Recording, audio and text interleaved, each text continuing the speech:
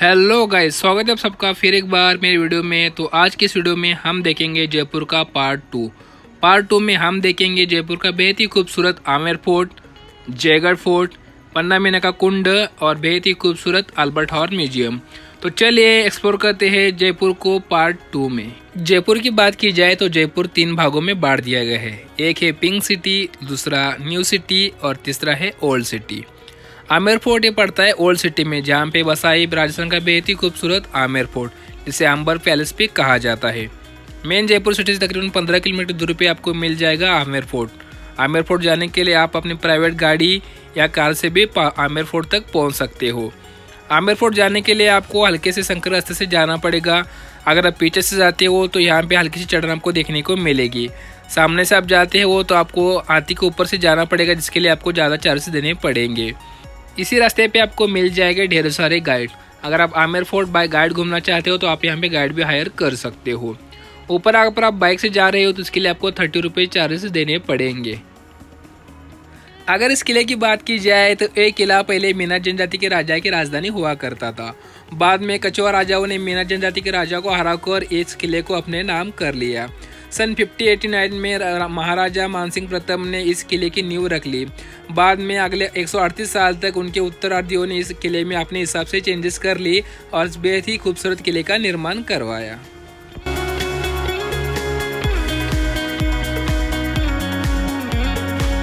Guys, अभी Amer fort के पीछे मैं आ चुका हूँ। तो यहाँ पे आप देख सकते हैं, यहाँ पे मैंने मेरी बाइक पार्क करी है। तो यहाँ पे पार्किंग कोई चार्जेस नहीं है। जैसे आप पीछे से एंटर करोगे तो यहाँ पे अपनी बाइक यहाँ पे आपको पार्क करनी पड़ेगी। यहाँ पे आप पीछे 4 व्हीलर भी पार्क कर सकते हो। 2 व्हीलर का यहाँ पे अलग सा पार्किंग का साइड है। तो अभी मैं जा रहा हूँ अंदर, आपको अंदर जाके दिखाऊंगा कि अंदर से आमेर फोर्ट कैसा है। तो यहाँ पे गाइड के चार्ज रहते हैं। अगर 1 से 4 आदमी रहते हैं तो उसके चार्ज है 400 रुपये। अगर 5 से 15 लोग रहते हैं तो उसके चार्ज है 600 रुपये। और अगर 15 से 35 लोग रहते हैं तो उसके चार्ज रहते हैं 1000 रुपये गाइड के लिए। तो अभी मैं एंट्री करने जा रहा हूँ आमेर फोर्ट के अंदर, और अभी मैं आपको अंदर जाके दिखाता हूँ कि अंदर से आमेर फोर्ट देखने में कैसा है और यहाँ पे कौन कौन से टूरिस्ट प्लेस है। किले के अंदर प्रवेश करने से पहले आपको देखने को मिल जाएगा ऐसे इंस्ट्रूमेंट बजाते हुए आदमी। इस इंस्ट्रूमेंट को कहा जाता है रावण हत्था। ऐसा कहा जाता है कि उस जमाने में रावण ने भगवान शिव जी को प्रसन्न करने के लिए इंस्ट्रूमेंट बजाया था। यह इंस्ट्रूमेंट आपको जोधपुर, उदयपुर और जयपुर में देखने को मिलेगा।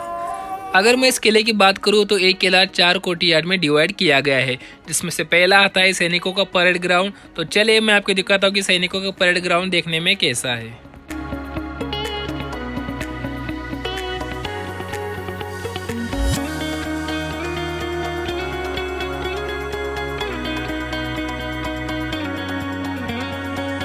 मैं आ चुका हूँ आमेर फोर्ट के अंदर। तो यहाँ पे आप देख सकते हैं, यहाँ से एंट्री मेरी हुई है। इसे कहते हैं चांद पोल। मतलब उस ज़माने में जो आम आदमी रहती थी तो उनकी एंट्री यहीं से होती थी। और इसके ऊपर आप देख सकते हैं यहाँ पे नगारा रखा गया है। तो उस ज़माने में जब भी कोई फंक्शन होता था दिवाली वक्त, या कोई राजा वहाँ से या कोई जंग जीत के आता था, तो उस ज़माने में नगारा खाना को बजा कर यहाँ पे सेलिब्रेशन किया जाता था। और ठीक आप मेरे पीछे देख सकते हैं, ये है सूरज पोल, जहाँ से आप देख सकते हैं हाथी की एंट्री हो रही है। ये हाथी की एंट्री उस ज़माने में केवल राजा के लिए ये गेट था सूरज पोल, क्योंकि वहाँ से सूरज उगता था, इसलिए यहाँ पे इसको सूरज पोल बोला जाता है। और इसे बोलते हैं जलेबी चौक या परेड ग्राउंड भी इसे बोला जाता है। उस ज़माने में यहाँ पे बैठकर सब परेड वगैरह हुआ करती थी। और ठीक आप मेरे पीछे देख सकते हैं, ये है लाइन गेट। तो यहाँ से मेन एंट्री स्टार्ट होती है आमेर फोर्ट के अंदर जाने के लिए। और यहाँ पे आप जो 2 घूमर देख रहे हो, वहाँ पे बैठकर राजा परेड की सलामी लिया करते थे। तो बेहद ही खूबसूरत जगह है। अगर आप यहाँ से ऊपर आना चाहते हो तो आपको यहाँ पे हाथी पे बैठकर ऊपर आना पड़ेगा, जिसके चार्ज रहते हैं 1100 रुपये। मैं तो आया था दूसरे रास्ते से, जहाँ पे कोई भी एंट्री फी नहीं है और उसके पीछे आप पार्किंग भी लगा सकते हो। और ठीक इस के चारों बाजू में आपको देखने को मिलेगी सबसे बड़ी दीवार, जो कि तकरीबन 12 किलोमीटर की है। तो अभी मैं जा रहा हूँ ऊपर। तो आप देख सकते हैं, यह है परेड ग्राउंड। और वहाँ पे जाके आपको दिखाऊंगा कि उस ज़माने में इस जो फोर्ट का जो पेंटिंग किया था वो सब्जी से किया था। ये भी बहुत ही खूबसूरत जगह और देखने की जगह है। तो मैं आपको बताऊंगा कि उस पेंटिंग को क्या कहती है। और किले के एंट्री गेट के सामने आपको देखने को मिल जाएगा शिला माता जी का मंदिर। इस मंदिर का निर्माण महाराजा मानसिंह ने 16वीं शताब्दी में करवाया था। उस जमाने पे यहाँ पे हर रोज बकरियां, भैंस की बलि चढ़ाई जाती थी। बाद में सन 1975 में यह प्रथा बंद करवाई। यहाँ पे आप देखोगे कि दीवार के ऊपर बेहद ही खूबसूरत 300 या 400 साल पुरानी पेंटिंग बनाई गई है। किले के अंदर जाने के लिए आपको बड़े से दरवाजे के अंदर से जाना पड़ेगा, जो कि सागवान की लकड़ी से बनाया गया है। साथ ही साथ यहाँ पे आपको टाइट सिक्योरिटी से अंदर जाना पड़ेगा। सिक्योरिटी चेक होने के बाद आपको देखने को मिल जाएगा बड़ा सा सागवान का दरवाज़ा, जिसका ताला बेहद ही खूबसूरत है और देखने लायक है, जिसकी चाबी 9 इंच की हुआ करती थी, जिसमें से 6 इंच की ताले के अंदर और 3 इंच बाहर रहती थी। इसी दरवाजे से अंदर पहुंचते आप पहुंच जाओगे इस किले के दूसरे आंगन में, जहां पे आपको देखने को मिलेगी पहली इमारत, जिसे कहते हैं दीवाने आम। दीवाने आम वो जगह है जहां पर बैठकर राजा आम आदमी की समस्या सुलझाया करते थे। यहां से आपको पूरा आमेर फोर्ट का बेहद ही खूबसूरत दृश्य दिखाई देगा। अगर इस इमारत की बात की जाए तो ये इमारत कुल 48 पिलर पर खड़ी है, जिसमें से 16 पिलर संगमरमर से बनाए गए हैं। हर एक पिलर के ऊपर आपको हाथी की डिजाइन देखने को मिल जाएगी, जो कि हिंदू धर्म के अनुसार ताकत का प्रतीक माना जाता है। यहाँ पे आप देखोगे कि ऊपर 4 हुक लगाए गए हैं, जहाँ पे लगाए जाते थे पर्दे। सामने बैठते थे राजा, उनके आगे बैठते थे मिनिस्टर और उनके आगे बैठते थे आम आदमी, जहाँ पे बैठकर राजा आम आदमी की समस्या सुलझाया करते थे। दीवाने आम के ठीक सामने आपको देखने को मिल जाएगी 27 कचरी।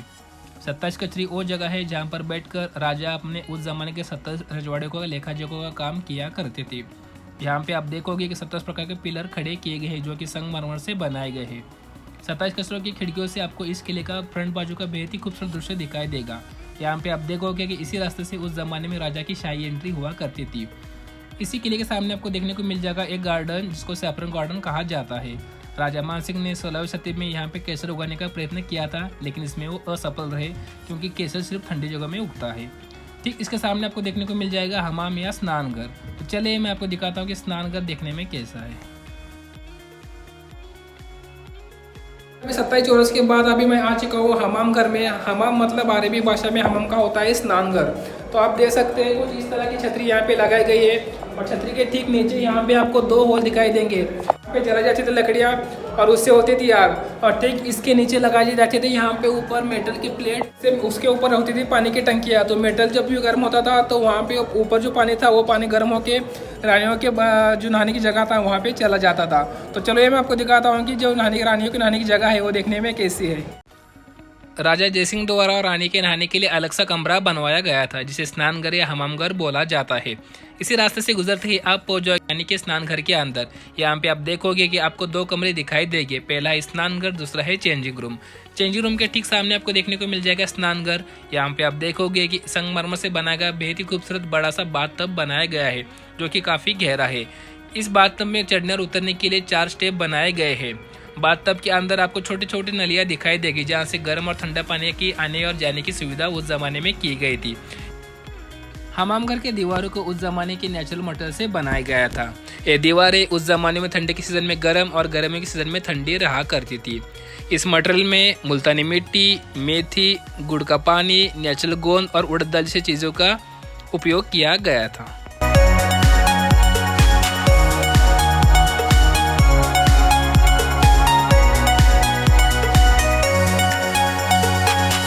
स्नान करके बाहर ही देख सकते हैं आप कुछ इस तरह की यहाँ पे छोटी छोटी सीढ़ियाँ बनाई गई है। तो उस जमाने में रानियाँ ऊपर महल से यहाँ पे सीढ़ियों से अंदर जाकर स्नान घर में जाया क्या करते थे। तो अभी मैं आपको दिखाने जा रहा हूँ उस जमाने का टॉयलेट, जो कि यहाँ पे हुआ करता था।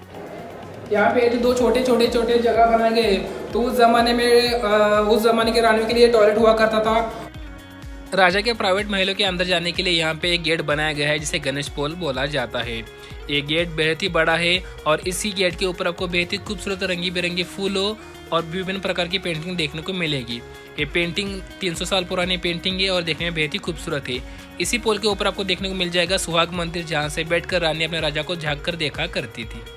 मेरे पीछे देख सकते हैं, यह है गणेश पोल। तो इसे गणेश पोल इसलिए कहा जाता है कि उस जमाने में जब भी कोई शुभ काम किया जाता था, जी की पूजा की जाती थी। तो आप देख सकते हैं इस महल की एंट्री पे आप देख सकते हैं गणेश जी का चित्र बना हुआ है, और इसके ऊपर बेहद ही खूबसूरत पेंटिंग बनाई गई है, जिसको फ्रेस्को पेंटिंग बोलती है, जो कि हरी सब्जियों को बनाकर किए गए है। पेंटिंग 300 साल पुरानी पेंटिंग है। ठीक इसके सामने आपको मिल जाएगा यहाँ पे रसोई खाना और यहाँ पे स्टोर रूम। तो बेहद ही खूबसूरत जगह है। और ये जो एंट्री गेट है, ये जो राजा की जो प्राइवेट महल है, उसके जाने के यहाँ से एंट्री होती थी। तो अभी मैं जा रहा हूँ गणेश पोल के अंदर, और आपको दिखाऊंगा कि मेन राजा की एंट्री का गेट, राजा का महल कैसा है। तो चलिए मेरे साथ गणेश पोल के अंदर।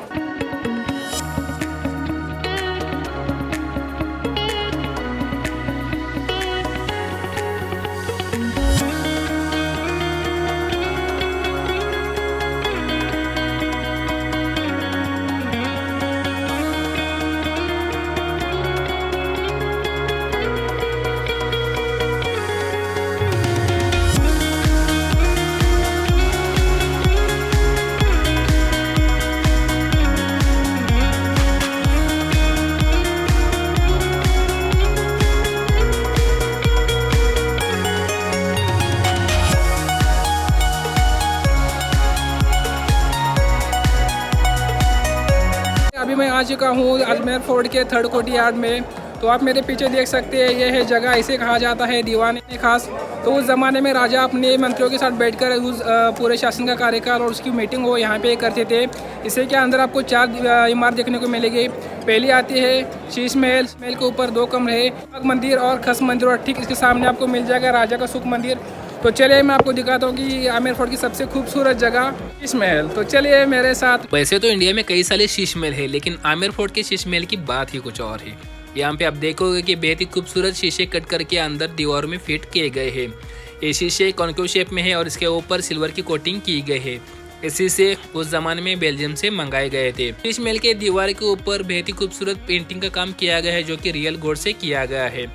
इस महल के अंदर बेहद ही खूबसूरत रंगी बिरंगे शीशे आपको देखने को मिलेगी। उस जमाने में रात को मशाले जलाई जाती थी, जिसके प्रकाश से शीश महल पूरा झगमगा उठता था। शीश महल और सुख मंदिर के बीचों बीच आपको देखने को मिल जाएगा गार्डन। एक गार्डन ज्योमेट्रिकल शेप में बनाया गया है और इसी गार्डन का नक्शा आपको आगे जाके सुख मंदिर में एक दरवाजा है, उसके ऊपर आपको इसका डिजाइन देखने को मिलेगा। तो आइए मैं आपको ले चलता हूँ सुख मंदिर के अंदर। सुख मंदिर में उस जमाने के रॉयल फैमिली गर्मियों के सीजन में अपनी छुट्टियां बिताया करती थी। यहाँ पे आप देखोगे कि दीवार के ऊपर बेहद ही खूबसूरत डिजाइन और हुक लगाए गए हैं। इसी हुक पर झूले लगाए गए थे और रानियां गर्मियों के सीजन में यहाँ पर झूला करती थी।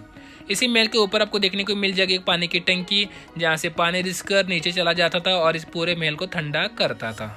इसी के आगे आपको देखने को मिल जाएगी एक डोली, जो रानी को घुमाने के लिए यूज की जाती थी। उस जमाने पे रानियां काफी हेवी वस्त्र पहनती थी, इसलिए उनको चलने में दिक्कत ना हो, इसलिए ये तकनीक यूज की जाती थी।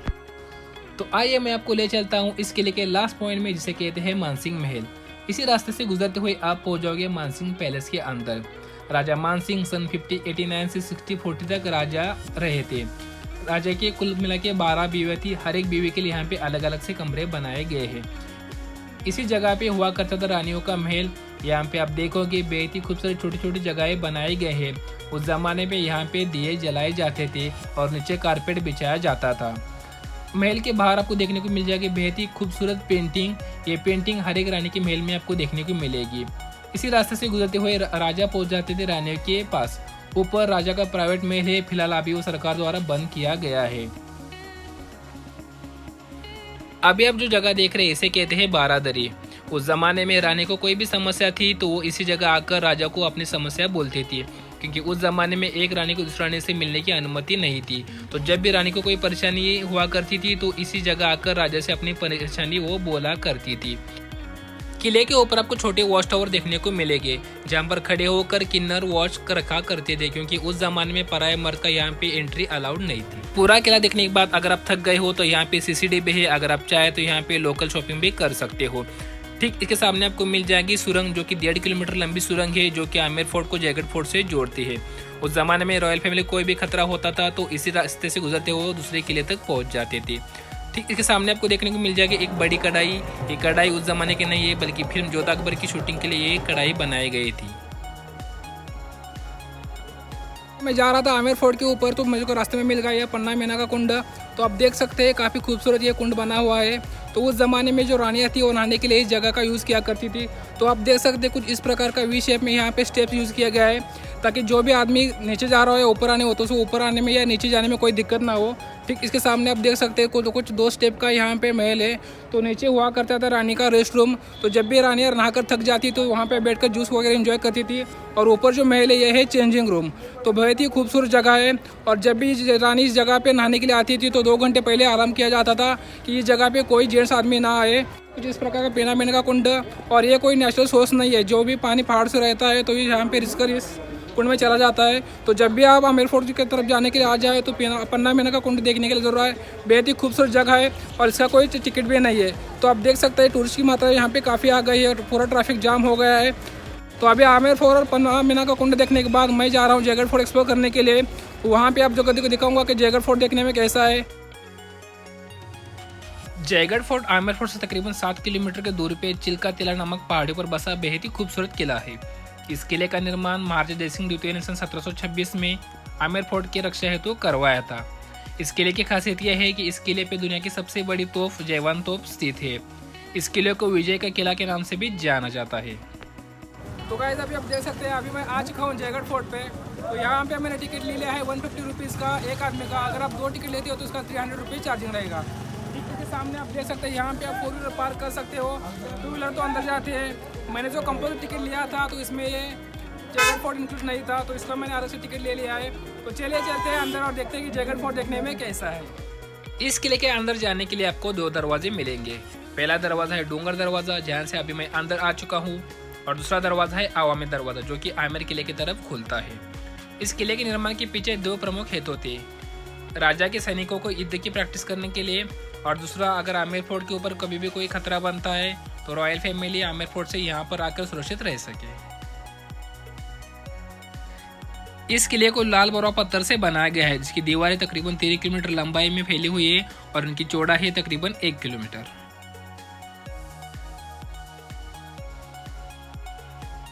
तो आइए मैं आपको ले चलता हूँ इस किले के प्रमुख आकर्षण केंद्र की ओर, जिसका नाम है जयवान तोप। इस तोप का निर्माण महाराजा जयसिंह द्वितीय ने सन 1720 में करवाया था। इस तोप की कुल लंबाई है 30 फीट और इसका कुल वजन है 250 टन। इस तोप को कभी भी यूज में नहीं लाया गया था। इसका यूज केवल एक ही बार करवाया था, वो भी परीक्षण के लिए, और इस तोप की कुल रेंज थी 35 किलोमीटर। इस तोप को घुमाने के लिए पीछे रोलिंग का यूज किया गया था, जिसकी वजह से तोप किसी भी दिशा में घुमाई जा सकती थी। तो गाइज अभी आप मेरे पीछे देख सकते हैं, ये है दमदमा मतलब तोपों का स्टैंड। तो उस ज़माने में यहाँ पे छोटी तोहफे रखी दी जाती थी और उसका निशाना रह जाता था आमेर किले के तरफ। तो इसके वजह से जब भी कोई लड़ाई की नौबत आ जाती थी तो इससे आमेर फोर्ट को तो हानि ना पहुँचे, इसलिए यहाँ पे तोहफे रखी जाती थी। ऐसे इस किले पे टोटल 4 दमदमे। अभी आप सामने जो टावर देख रहे हैं, इसे कहते हैं दिया बुर्ज। उस जमाने में इस किले के चारों ओर 27 चौपोट बनाए गए थे। तो जब भी कभी भी युद्ध की नौबत आ जाती थी तो इसी दिया बुर्ज के ऊपर खड़े होकर सैनिक के नगाड़े बजाते थे और बाकी के सैनिकों को अलर्ट करते थे। इस दिया बुर्ज के ऊपर 2 झंडे लगाए गए हैं, जो कि जयपुर स्टेट के हैं, जिसमें जो छोटा झंडा ये दिखलाता है कि प्रेजेंट में राजा जयपुर में है या नहीं है। उस जमाने पे इस किले पे पीने के पानी की व्यवस्था भी बहुत अच्छे तरीके से की गई थी। यहाँ पे आप देखोगे कि एक ओपन वाटर टैंक बना हुआ है, जिसमें उस जमाने में बारिश का पानी इकट्ठा हुआ करता था। ये ओपन वाटर टैंक कैनल के थ्रू आगे के 3 वाटर टैंक से जुड़ा हुआ है। बारिश का पानी इस वाटर टैंक में इकट्ठा होने के बाद पहुंच जाता था पहले ओपन वाटर टैंक के अंदर, जिसकी गहराई तकरीबन 30 फीट। उसके बाद ये पानी पहुंच जाता था दूसरे कवर्ड वाटर टैंक के अंदर, जिसकी गहराई 52 फीट और उसमें कुल मिला के 9 कमरे हैं। इसी कवर्ड वाटर टैंक के पीछे आपको देखने को मिल जाएंगे छोटे छोटे कमरे, जो कि सैनिकों के विश्राम घर के रूप में यूज़ किए जाते थे। दूसरे वाटर टैंक से पानी पहुंच जाता था तीसरे वाटर टैंक के अंदर, जो कि बहुत ही बड़ा है और इसकी कुल मिला के लंबाई 1 से 28 फीट। टाकी के अंदर 60 लाख गैलन पानी समाया जाता था। तो उस जमाने पे इसे 10,000 सैनिक पानी पीने के लिए यूज़ किया करते थे। तो आइए मैं आपको ले चलता हूँ इस किले के आगे के भाग में, जहाँ पे हम देखेंगे टेम्पल और शस्त्रागार। शस्त्रागार वो जगह है जहाँ पे उस जमाने के सैनिक द्वारा यूज किए जाने वाले शस्त्र और उनके कपड़े रखे गए हैं। इसी शस्त्रागार के आगे आपको देखने को मिल जाएंगे 2 टेम्पल, जिसमें से पहला टेम्पल है राम हरिहर मंदिर, जो कि 10वीं शताब्दी में बनाया गया था, और दूसरा मंदिर है काल भैरव मंदिर, जो कि 12वीं शताब्दी में बनाया गया था। इसी के आगे आपको देखने को मिल जाएगा सुबट निवास। जैसे कि मैंने आपको वीडियो के स्टार्ट में बताया था कि ये किला आमेर किले के सुरक्षा हेतु बनवाया गया था। तो राजा उस जमाने पे अपने सैनिकों और मिनिस्टरों के साथ बैठकर यहाँ पे चर्चा किया करते थे। अभी फिलहाल यहाँ पे उस जमाने की चीज़ें रखे गए हैं, जिसमें हाथ से चलने वाला वाटर कूलर और तांबे से बने हुए नगाड़े रखे गए हैं। इसी के आगे आपको देखने को मिल जाएगा खिलबत निवास और लक्ष्मी विलास। लक्ष्मी विलास वो जगह है जहाँ पर उस जमाने पे ये जगह राजा के रेसिडेंस के रूप में यूज़ की जाती थी, और ठीक इसके सामने आपको देखने को मिल जाएगा बड़ा सा आंगन, जहाँ पे उस जमाने में मनोरंजन के कार्यक्रम हुआ करते थे। लक्ष्मी विलास के आगे आपको देखने को मिल जाएगा कठपुतली हाउस, जहाँ पे उस जमाने पे कठपुतली शो हुआ करते थे। यहाँ पे आप देखोगे कि 2 मंजिला एक इमारत है, जहाँ पर ऊपर बैठती थी रानियाँ और नीचे बैठते थे राजा।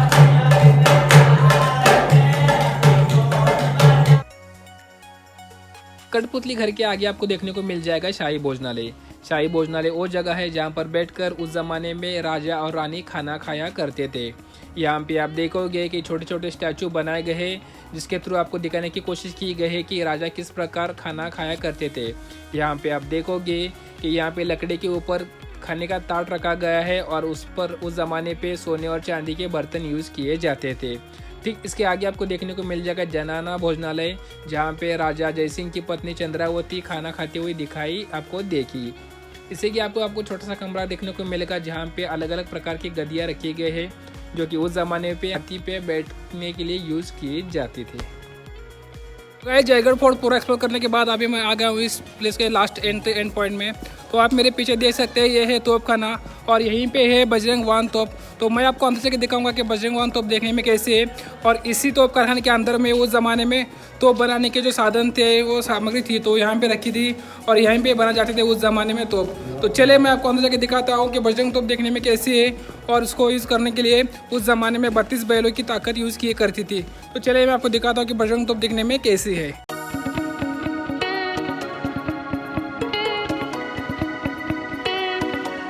तो गाइस बजरंग तोप देखने के बाद अभी मैं आपको दिखाने जा रहा हूँ यो तोप बनाने का यूनिट। तो यहाँ से आप सीधा जब जाओगे तो आपको सामने मिल जाएगा तोप कारखाना, जहाँ पे अष्टधातु से तोप बनाई दी जाती थी। तो बजरंग वाहन तोप से कुछ ही मीटर आगे आपको देखने को मिलेगा तोप कारखाना। इसी जगह को कहा जाता है ड्रिलिंग कॉम्प्लेक्स। उस ज़माने पे अष्टधातु को पिघलाकर यहीं पे तोप बनाई जाती थी। इसी जगह से कुछ ही मीटर आगे आपको एक जगह देखने को मिलेगी, जहाँ पे उस ज़माने के लोहे के हथियार रखे गए हैं, जो कि तोप बनाने के लिए यूज़ किए जाते हैं। तो गाइस आप देख सकते हैं कुछ इस प्रकार के यहाँ पे औजार रखे गए हैं, जो कि भट्टी के औजार है। तो ये औजार उस ज़माने में तोप बनाने के लिए यूज़ किए जाते थे। साथ में आप यहाँ पे देख सकते हैं, यहाँ पे मटके भी रखे हुए हैं और यहाँ पे तोप बनाने का ढांचा है, वो भी यहाँ पे मिट्टी का ढांचा रखा हुआ है। तो ऐसे ही आगे बढ़ते बढ़ते आपको ढेरों सारे यहाँ पे पार्ट यहाँ पे मिल जाएगी और यहाँ पे छोटे छोटे कमरे भी है। तो यहाँ पे टूरिस्ट भी काफ़ी आ चुके हैं। तो जैसे ही आप यहाँ से आगे जाओगे तो आपको ये लास्ट पॉइंट रहेगा इस किले का। तो जब भी आप इस किले को देखें तो इस लास्ट पॉइंट देखने के बाद आपकी टूर यहाँ पे ख़त्म हो जाएगी।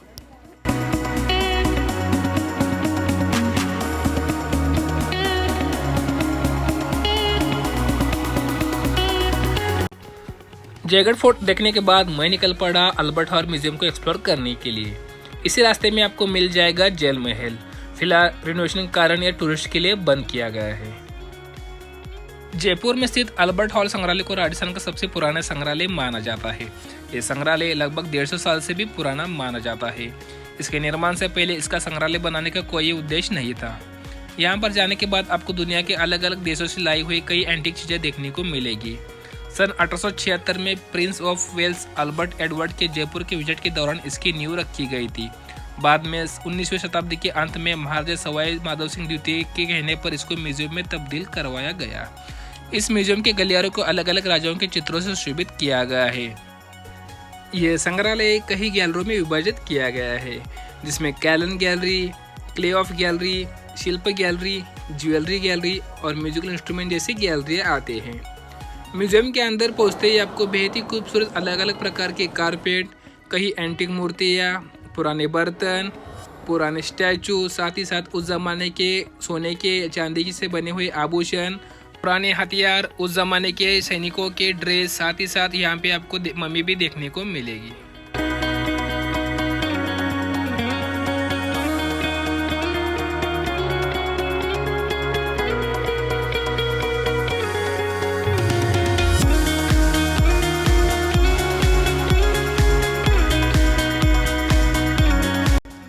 अल्बर्ट हॉल म्यूजियम जितना दिन में खूबसूरत लगता है उतना ही रात में खूबसूरत लगता है।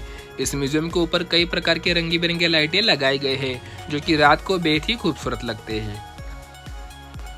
तो कुछ इस प्रकार की मेरी जयपुर की जर्नी कंप्लीट हो गई। तो अगर आपको ये मेरा वीडियो पसंद आता है तो प्लीज़ मेरे चैनल को लाइक कीजिए, शेयर कीजिए और सब्सक्राइब कीजिए।